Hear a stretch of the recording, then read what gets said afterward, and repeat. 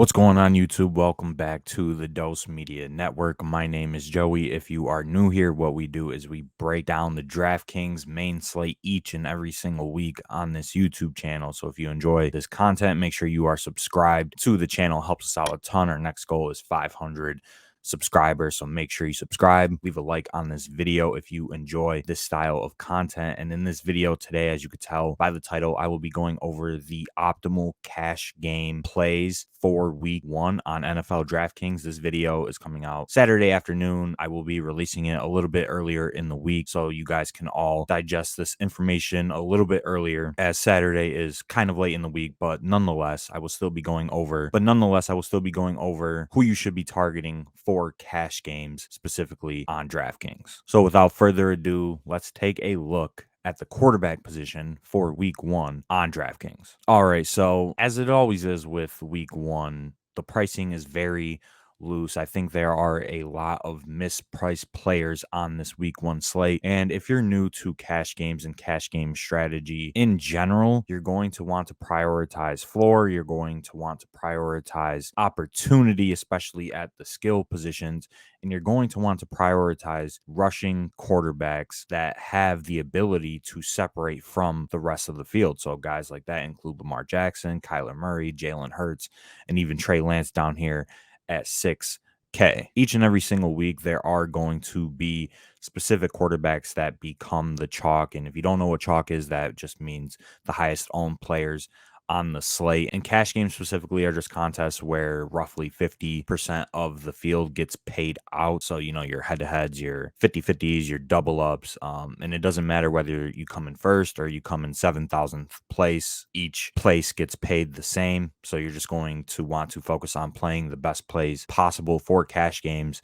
And I think the number one guy that a lot of people are going to target this week is Jalen Hurts. Jalen Hurts has an incredible matchup against the Detroit Lions. I think their weakness is in their passing secondary. This game is the third highest totaled game on the main slate with a total of 48.5 as it currently stands. And a ton of people are in on this Philadelphia Eagles offense, and rightfully so. They went out and traded for A.J. Brown. They have Dallas Goedert. They have Devontae Smith, who was one of the best rookie wide receivers last year. Jalen Hurts is expected to take a step forward. And obviously, towards the end of last season, we saw the Eagles become more of a run-heavy team, and that kind of hindered Jalen Hurts' production. As you can see here, only one game over 20-plus DraftKings points from week 12 on last year. And I just think that a lot of people are assuming that the Eagles will revert back to being a pass-first team in Jalen Hurts' third year with an upgraded cast of skill position players. And obviously, Jalen Hurts, nonetheless, is still a great fantasy quarterback, no matter what you might believe about him as a passer. The rushing upside is just too valuable. As you could see, 8 attempts, 39 yards, 18 attempts, 13, 10, 7, 13, 10 attempts. And that rushing floor and upside is just incredibly valuable, especially in cash games. And at 6,800 in a plus matchup where this should be a faster paced game, where the Detroit Lions also have a ton of skill talent and they could potentially keep up with the Eagles. And in terms of betting, the Lions are actually getting a lot of the money as it currently stands, according to Action Network. So this is just a game that everybody is high on. Jalen Hurts at 6,800, I think, is underpriced for his floor/ceiling combo in cash games. And a lot of people, I think, are going to gravitate towards him. And I think we could see him being the highest owned cash game quarterback in week 1. I think for my pool, I would include Trey Lance in there. He's at 6K. As it stands right now, George Kittle is most likely not going to play in this game. So that obviously hurts Trey Lance when you take away one of the best tight ends in the NFL. But nonetheless, they still have Deebo Samuel. They still have Brandon Ayuk. They have Danny Gray as a deep threat option. And, you know, the floor with Trey Lance, in my opinion, is just incredibly high. If we're getting a quarterback that could potentially run the ball 16 times in one game, I think that is just super valuable at 6K. It's a plus matchup for the 49ers going into Soldier Field and playing this legitimately terrible Bears team. And I don't think Trey Lance is going to be the chalk, especially in cash games. I think people are kind of off of the 49ers, and I don't necessarily agree with that. I think the 49ers, as it stands right now, are one of the best, you know, offensive scheme teams. Obviously, they may run the ball quite a bit, but nonetheless, I think Trey Lance at 6K just provides you a nice floor. It's a nice pay down option, especially if you want to spend up at as some of the other positions. And I think his upside is truly there as well. I think that we could see a change in the offensive philosophy going from Jimmy Garoppolo to Trey Lance. And, they will allow Trey Lance to get their playmakers the ball in space, such as Debo and Ayuk, two of the better yards after catch guys in the NFL. I just think it makes a ton of sense to consider Trey Lance for your cash games. But other than that, I don't think there are any other quarterbacks that I would consider for cash this week. I mean, obviously Patrick Mahomes is interesting. I just think he's a little too expensive at 7,700. I think Lamar Jackson is definitely in play. He's 7,300, and you could definitely go there. He's playing the New York Jets. Not much needs to be said about Lamar Jackson, but those would be my top 3 cash game quarterbacks. Would be Jalen Hurts, then Trey Lance, and then Lamar Jackson. All right, moving on to the running back position. We have a ton of supreme talent at the top of the running back pool with Jonathan Taylor, Derrick Henry, Christian McCaffrey, etc., etc. I think the standout play here is Christian McCaffrey. I mean, not much needs to be said about CMC. When he is healthy, he's the best fantasy player on this planet. Point blank, period. And at 8,500, he is underpriced for his role that he will have in this game. He will most likely see between 15 to 20 attempts on the ground when healthy, and then he will most likely see 8 to 10 targets in the passing game. It's just that simple. Christian McCaffrey at 8,500 is just an obvious misprice of a player, and as it stands right now, he's currently projecting as one of the best values on the board, and I don't see how you don't play him in cash. Obviously, there's a concern around whether or not he's injury prone, and I don't really want to get into that debate right now, but as it stands right now, it's week 1. He's healthy. He's ready to go. And I don't think you should be scared at all of playing an underpriced Christian McCaffrey. If this were week 5 or week 6 and, he played the first 4 weeks, CMC would be a 10K player. So you're getting a 1,500 plus discount on CMC in week 1. He's the best value, in my opinion, on the entire main slate. And you're going to want to play him in cash games. The floor is just incredibly high. If he gets 25 opportunities, he's going to give you 25 plus DraftKings points guaranteed. And that is just super valuable, especially in week 1 when, there's a lot of unknown and a lot of potential variants. The next cash game running back, in my opinion, would be Saquon Barkley, kind of for similar reasons to CMC. I just think he is currently severely underpriced for his role at 6,100, as you can see here. And obviously, the concern is the Giants' offense and whether they will be efficient or not. And there's concerns around Daniel Jones and whether or not he's a good quarterback and whatnot. But they have an upgraded offensive line. The skill position talent, in my opinion, is there. They're all healthy and ready to go for week 1. They have an upgraded coach in Brian Daboll. So I think the stock is looking up for this Giants team and Saquon Barkley in general. They have no running back depth behind him.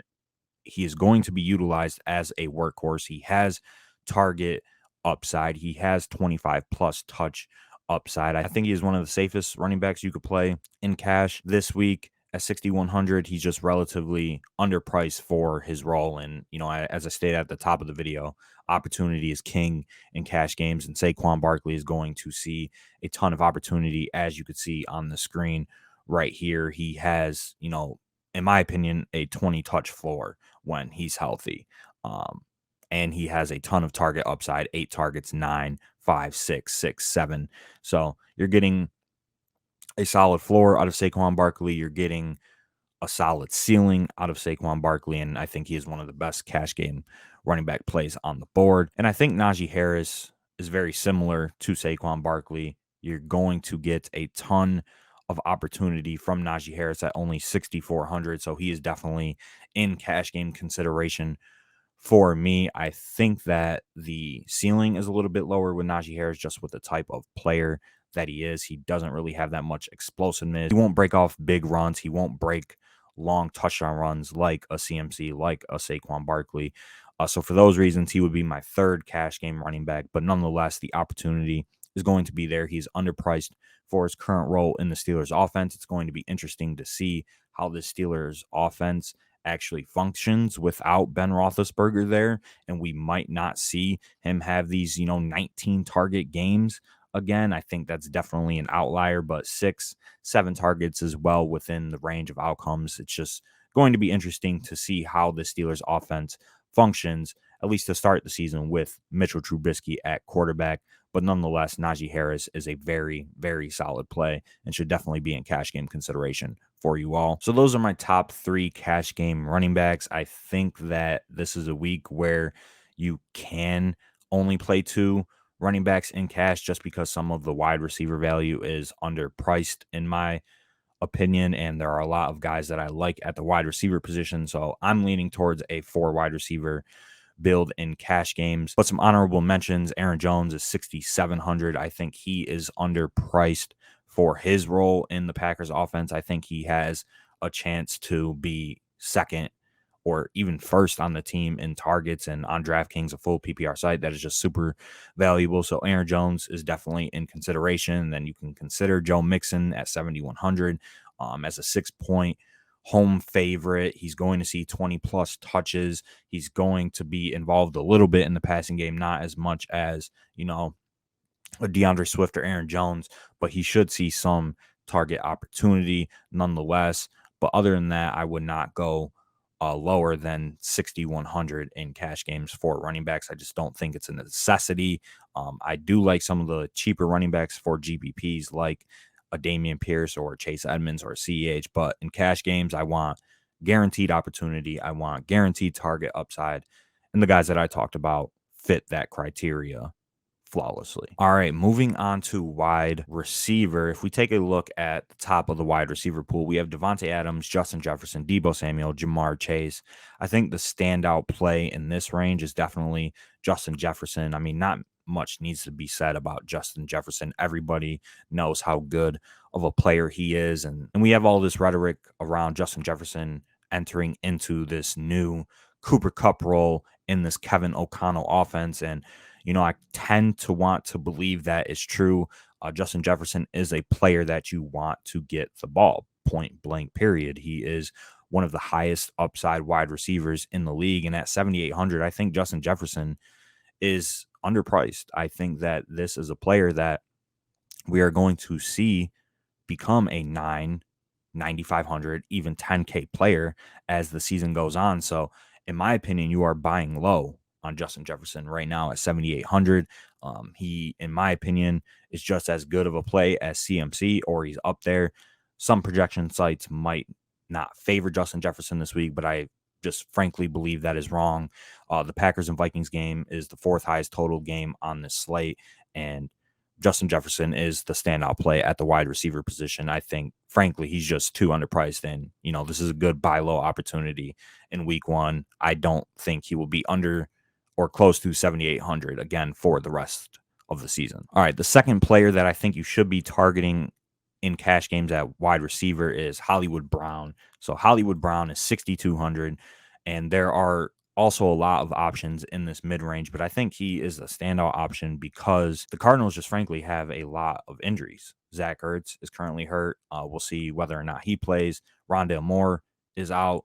So we're looking at, starting wide receiver core right now of Hollywood Brown, AJ Green, and Andy Isabella. Hollywood Brown should see a monster target share in this game from Kyler Murray. It's the highest total game on the slate.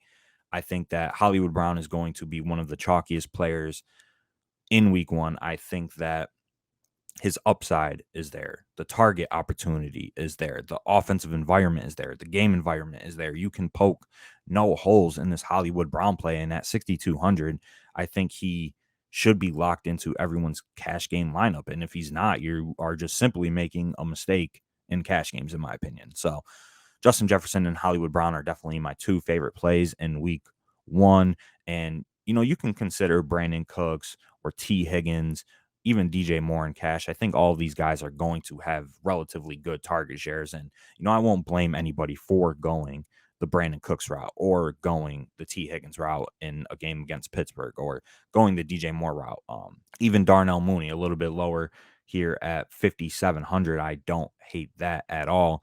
But in this range specifically, Michael Pittman is the standout cash game wide receiver in the mid 5Ks.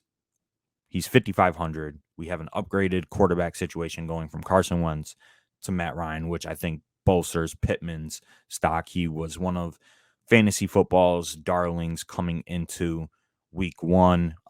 One of the most predictable breakout wide receiver candidates that I've seen across fantasy Twitter. And he has everything. He'll have a pretty good target share, a 20+% target share. He'll have a plus matchup. He has upside just as a player himself. And I think that Michael Pittman should definitely be locked into your cash games. I think Pittman will be the highest owned wide receiver on the slate. And I think you are making a mistake if you are not playing Pittman in cash games on DraftKings, quite frankly. It is a mistake if he is not in your lineup, period. So those are my three favorite cash game plays. And, I haven't made my cash game lineup, but those guys will probably be in there. And a lot of guys are going to look down towards this, low end range for some wide receiver value, for some savings. And I think Kadarius Toney fits the bill at 4,100. I think that he's going to be one of the highest owned wide receivers. And rightfully so. He's a player that showed last year when he got the opportunity that he does have, a crazy ceiling. Obviously, the concern for me is, do I want to play two Giants players in cash? Preferably, no. I don't want to play Kadarius Toney and Saquon Barkley in my cash game lineup, but he is cheap. The target upside should be there. There is some smoke around him not even being in the top 3 rotation. I don't necessarily believe that. We'll definitely have to see what happens after the game, but I think this is just a good spot for Kadarius Toney at 4,100. The target upside, like I said, should be there. And everything that I mentioned with Saquon about how this Giants offense should improve, in theory, range true for Kadarius Toney as well. So I think he's going to be the pay down option that people gravitate towards. You also have your Paris Campbell at 3,300 right here. I think he might have a little bit of ownership, and I think the actual pay down option this week is going to be Jahan Dotson at 3,400. I think he's going to come in with a ton of ownership. It's currently Dotson has been running as the number 2 wide receiver in Washington. He's going to be out there pretty much for every single snap. It's a plus matchup going up against Jacksonville. This could be a game where there could be a lot of scoring, to be honest, and I think that people might feel comfortable playing Jahan Dotson this week in cash. Personally, I think it's an unnecessary risk, to be honest. I will not be playing Jahan Dotson, but I have to mention him. People are going to play Dotson. He could potentially be one of the higher owned wide receivers in cash. So if you personally feel comfortable about playing a rookie wide receiver in a Carson Wentz led offense, that's on you. I'm not making that mistake. But he is cheap and he doesn't need that much to pay off. And if he has a 15 to 20% target share, most likely he will pay off his 3,400 salary, but I will not be playing him in cash. Other than that, out of the players I mentioned, there's really nobody else I would consider cash game viable. I think that you could go Jamar Chase. Other than that, I don't really think there's anybody cash game viable, in my opinion. I guess you could go Jamar Chase at 7,100 if you believe in the ceiling and the upside, obviously, that he possesses. And other than that, just stay with the guys that I mentioned, and you'll be close to the optimal lineup, in my opinion. If you stick to the wide receivers that I mentioned for cash games. All right, so moving on to tight end. Tight end is obviously a dry position, not going to take too much of your time talking about tight end. Tight end, we have Travis Kelce at 6,600. He is going to be the stone chalk, rightfully so. Travis Kelce is obviously one of, if not the best tight end in the NFL. His target upside is immense. And the same arguments that we said for Hollywood Brown can be said for Travis Kelce. Target opportunity is there. Game environment. Attached to one of the best quarterbacks in the league. I don't really need to talk much about Travis Kelce. He is going to be chalk. But just as a philosophy in general, I don't love to pay up at tight end in cash games. I think that obviously these top guys have a ton of upside, but tight end is just a position where they're not going to kill you in cash unless they go for 40 plus as chalk. If Travis Kelce goes for 18 to 20 points, but you get 10 or 12 out of a pay down tight end, like you would much rather have the 3,400 tight end that gets you 10 points. So just the opportunity cost is significantly lower at the tight end position. It's a place to save salary and get some higher upside players elsewhere in your cash game lineup. So some pay down tight ends that I am considering. Irv Smith is the first at 3,400 in this new pass first Vikings offense. We saw, 2 years ago, he didn't play last year. We saw 2 years ago that Irv Smith does have touchdown upside. He does have a ceiling. I think he is relatively underpriced for his ceiling just as a player in general. So I don't mind Irv Smith. And then, you have your Evan Ingram at 3,500. You have your Hunter Henry at 3,800. You have your Brevin Jordan at 3,100. I think that Brevin Jordan is okay. I definitely prefer Irv Smith this week, but nonetheless, if you want to go Brevin Jordan and save the 300, I don't mind it. Other than that, I think Cole Kmet would probably be my second favorite option out of these cheap tight ends. It's a tough matchup, but Cole Kmet is the second option in this Bears passing game. You'll probably get 5+ targets, as you can see out of Kmet. The floor isn't high. The ceiling isn't high with Kmet. I don't think he's that great of a player. He scored 0 touchdowns last year. That should obviously change, in my opinion. And at 3,700, I think he's fine, but I definitely prefer Irv Smith. But other than that, there's really no other tight end that I would consider. So you're either playing Travis Kelce and paying up to him, or you're playing one of these cheap tight ends. Whichever you prefer. I prefer Irv Smith. He might be in my cash game lineup. We'll have to wait and see. But other than that, there's not much else to discuss at tight end. You have one of two options: pay up to Kelce or pay down and hope for the best. But nonetheless, that is going to be it for this video. If you enjoyed the video, please make sure you're subscribed to the channel. Leave a like, leave a comment if you think that I am wrong. Leave a comment if you think that I am spot on. Just leave a comment. We engage with all of our commenters and our community. You could join the Dose Media Network Discord. Link below is in the description. And Saturday night live streams are going to happen every Saturday night at 10 p.m. no matter what, where we answer questions about the DFS slate. So make sure you are tuned in. Have a good day, everybody. I'll see you next week.